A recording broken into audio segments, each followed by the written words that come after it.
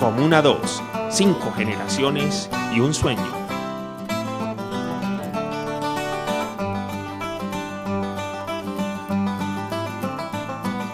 En el primer cuarto del siglo XX, Medellín era una pequeña villa que con la llegada del tren y el desarrollo de grandes industrias comenzó a crecer de forma acelerada. Resulta que entre 1900 y 1930 hubo un movimiento migratorio de vastas proporciones para Medellín, por el hecho de que Medellín se convirtió en la capital industrial de Colombia.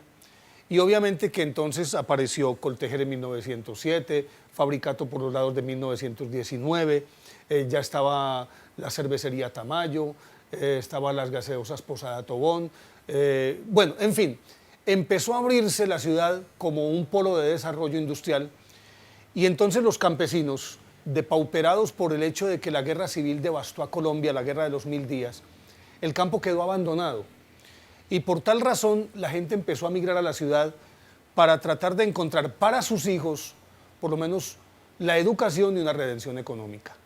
Aproximadamente en las décadas de 1930 y 1940 comenzaron a llegar los primeros pobladores a lo que hoy conocemos como la Comuna 2 en el nororiente de la ciudad.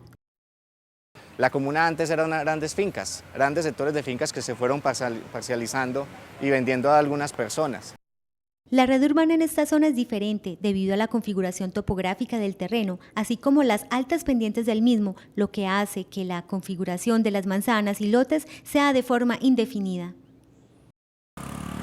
Inicialmente, cuando se ve la topografía de la comuna, la topografía hacía que los campesinos que venían del campo se ubicaran en pequeñas parcelitas, porque eso está lleno de quebradas, afluentes, era zona montañosa, muy rocosa. Otra característica de tipo natural son las microcuencas surtidas por las siguientes quebradas, que en su orden de norte a sur son la Seca o Cañada Negra, que recibe a su vez a la quebrada La Frontera, El Burro, La Francia, La Herrera o Granizal, Juan Bobo, Villa del Socorro, Santa Cruz y La Rosa, que recibe las quebradas Moscú, Carevieja, Cañaveral y la Cañada del Aguacatillo. Estas características geográficas dificultaron a algunos pobladores la comunicación entre algunas de las casafincas del tiempo, obligándoles a formar convites en los cuales las mujeres con su liderazgo y en cooperación con las primeras acciones comunales comenzaron a abrir brechas, caminos, construyeron escalas, puentes, iglesias, escuelas. Todo era una misma esperanza, el deseo de ver crecer a sus hijos y nietos en un ambiente mejor. Lo que no había era servicio de acueductos, sino una llave aquí en la cuadra para todos coger el agua. Todos la cogíamos ahí. Era una manga. Yo empecé haciendo un ranchito de cartón. Muchas de las primeras familias que se asentaron en esta parte de la ciudad provenían de zonas rurales, desplazados por las chusmas. Pues era toda más bien de extracción campesina, o sea, pues casi todas eran personas venidas de otros pueblos, unos huyendo de la violencia partidista, otros buscando un mejor nivel de vida, pero más bien era gente muy sana, muy humilde, y la mayor parte era gente de escasos recursos económicos. Ese barrio era habitado por los que habían sobrevivido de la chusma. Estaba habitado eso, se habían tomado esos territorios y construyeron, y los que llegamos atrás de la finca, yo vine de Liborina. Y entonces compramos unos ranchitos que ya ellos tenían hecho unas casetas o una casita de teja de barro. Nos la vendieron. Existen varios mitos en cuanto a los posibles dueños de los terrenos donde se ubicaron los barrios que dieron origen a la Comuna 2. Algunos afirman que todas estas tierras eran de un padre de apellido Vélez, que al ver las necesidades de los desplazados habría comenzado a lotearlas y a venderlas a un precio módico. Otros aseguran que estas tierras eran de una mujer que vivía en Bogotá y que cuando se enteró de que las estaban invadiendo, comenzó a venderlas para no enfrentarse con las personas que ya se habían apoderado de ellas. Llegamos accidentalmente porque mi padre nos invitó a pasear aquí a Medellín a visitar familiares y por medio de ellos fue que nos dimos cuenta que este barrio, que este sector era baldío, que había un poco de personas que estaban construyendo las casas, tomando sus lotes así sin comprarlo porque no había específicamente un dueño. Aún los habitantes de muchos sectores no saben cuál es la versión verdadera y solo esa cadena de incertidumbre se explica por qué muchas de las casas del barrio no tienen escrituras. La conformación urbana muestra una singular y especial característica. Su retícula urbana fue acomodada a las condiciones del terreno y a los criterios de quienes en ese entonces urbanizaron en forma espontánea y desordenada. No habían servicios públicos de ninguna clase, no había agua potable, tenía que uno recogerla de estas cañadas, transportarla de largas distancias. El servicio de energía era transportado desde unos transformadores que existían en esta parte, se trasladaban por medio de cuerdas de ese alambre sin extender ropa, no tenía ninguna protección. Cuando había mucho viento, esas cuerdas se juntaban y el alambre más grueso atravesaba al otro, al más pequeño, al más delgado. Caía una cuerda de esas y por lo general cuando pasaba alguien la pisaba, por lo general lo mataba. O sea, hubo muchas víctimas por eso.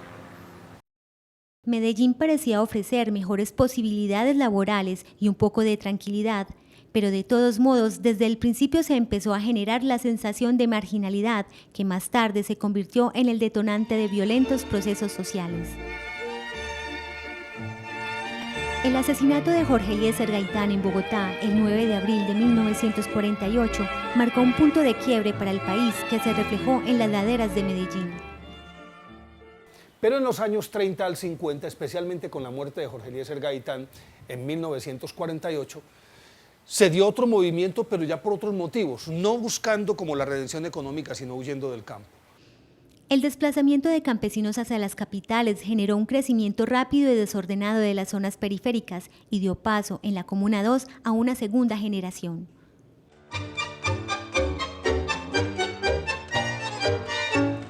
Del 48 en adelante comenzó un proceso en el que pudieron llegar hasta 400 familias a Medellín en una sola semana.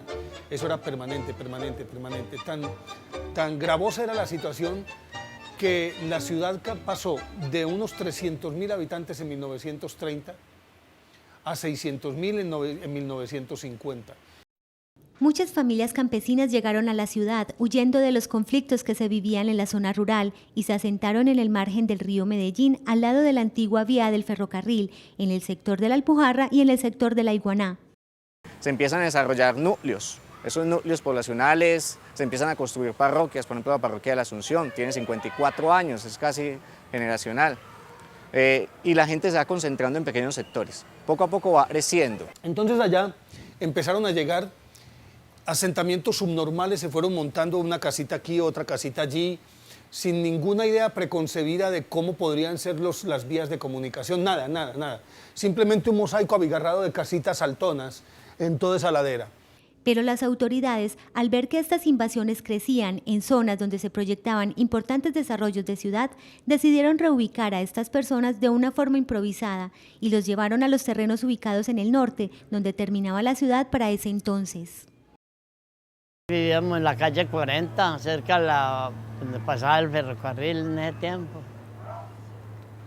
Y nos trajo la policía, el municipio, pero en las volquetas del municipio. Poco a poco fueron tomando forma entonces los barrios de la zona nororiental. A la comuna llegaron algunos programas de vivienda. Además, aquellos que se establecieron primero traían a un amigo, conocido o familiar, con lo que los barrios se poblaron más rápido.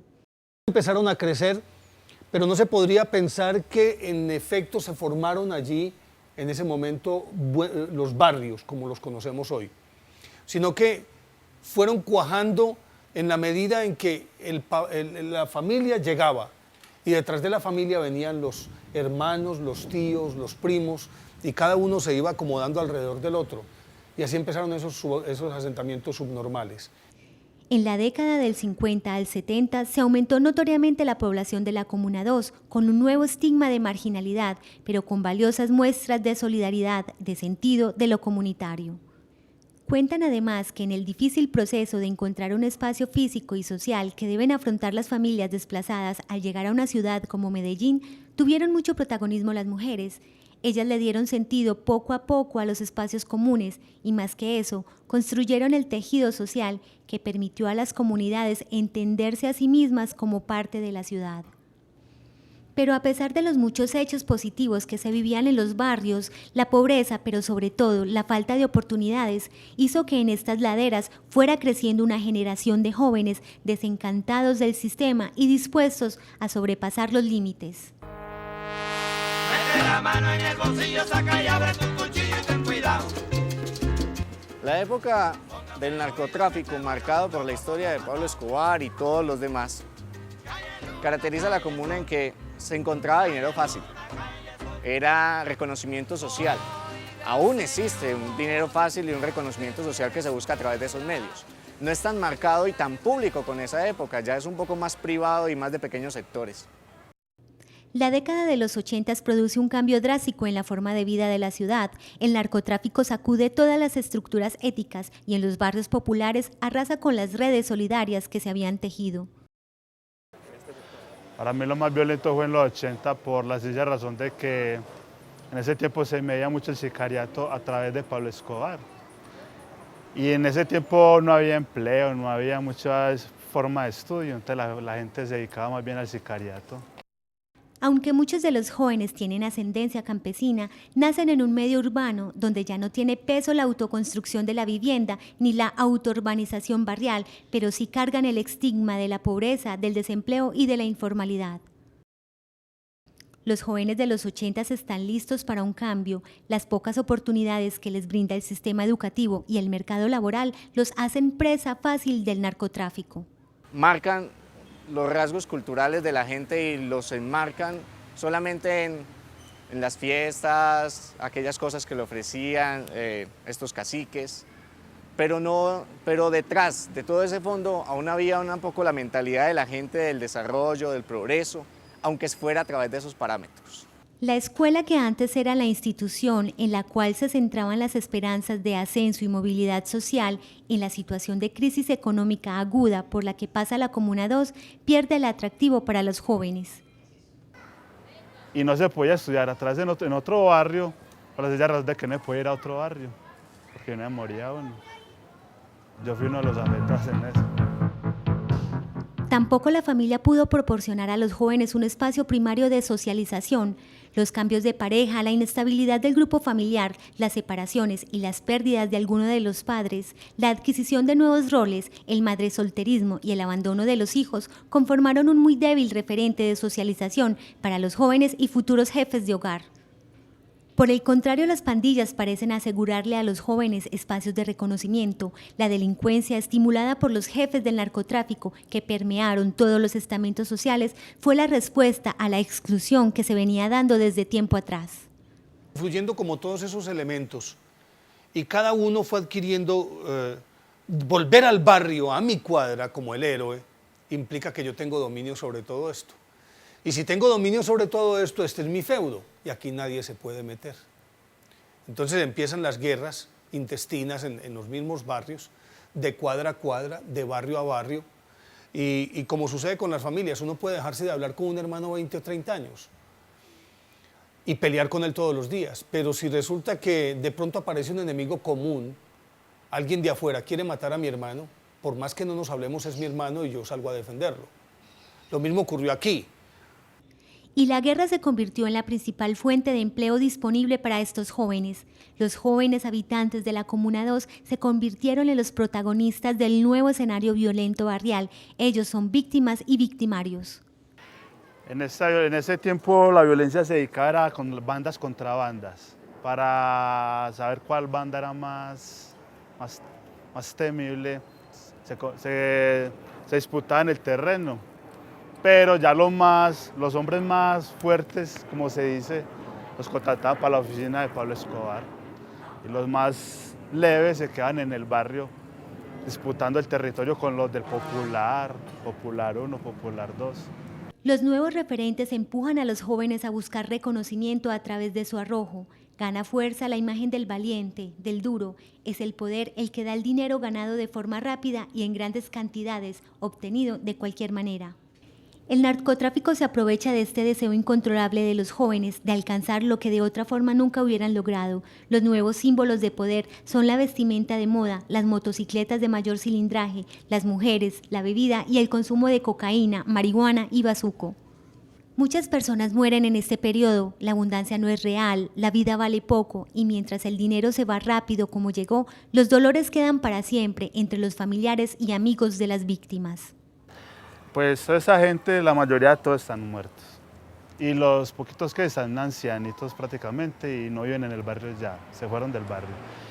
Y hacían eso, era para poder económicamente sobrevivir.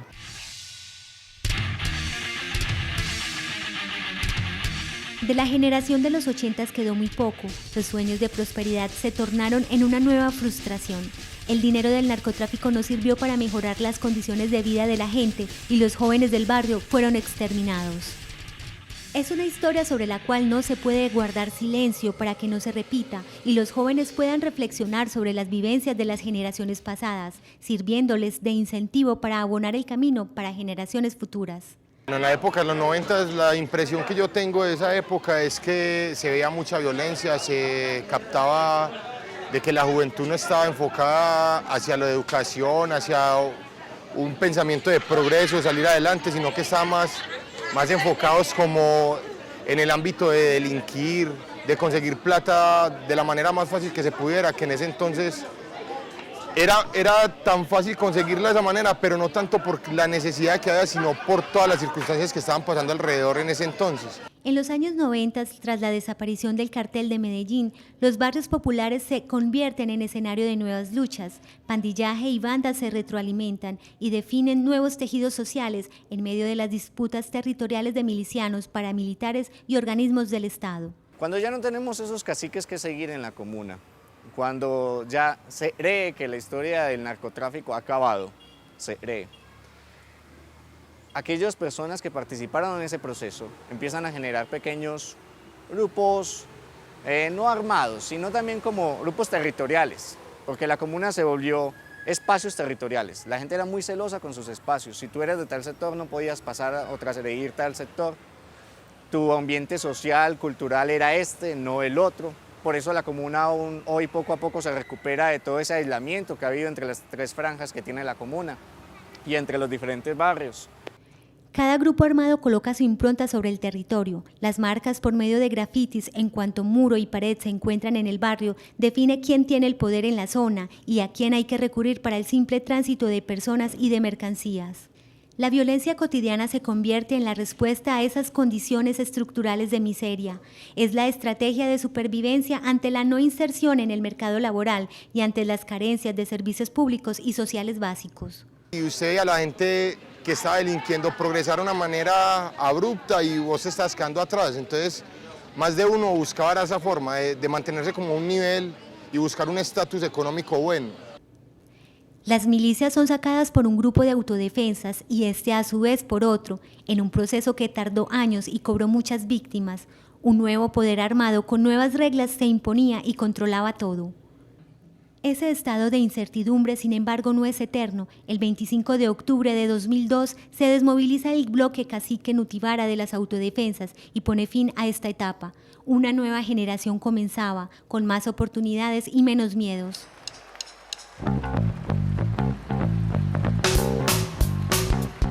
La comuna desde que se funda en el valor de la esperanza.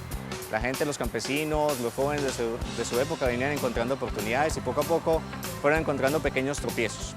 La llegada del siglo XXI marca una nueva dinámica en la Comuna 2, se respira un ambiente diferente. Pues realmente era un barrio supremamente peligroso, los niños tenían que jugar solamente en la casa, no podrían salir a la calle porque si salían le tocaba entrar gateando a la casa porque las balas te rozaban, si estás jugando escondido, quédate escondiendo porque no la bala te encontraba primero que con el que estabas jugando. Era horrible, o sea, a comparación de ahora puedes salir tarde de la noche, los niños pueden jugar en la calle, pueden jugar en el parque, en la cancha. No hay tantos problemas como antes porque la verdad fue una violencia muy marcada en la comuna. Los jóvenes que revisan el pasado de la comuna se confrontan y deciden emprender una ruta distinta a la que tomaron las generaciones anteriores. Yo pienso que hay futuro dentro de los jóvenes de la comuna porque ellos cada día van tomando esos espacios, mediante creando sus propias herramientas para defender sus proyectos.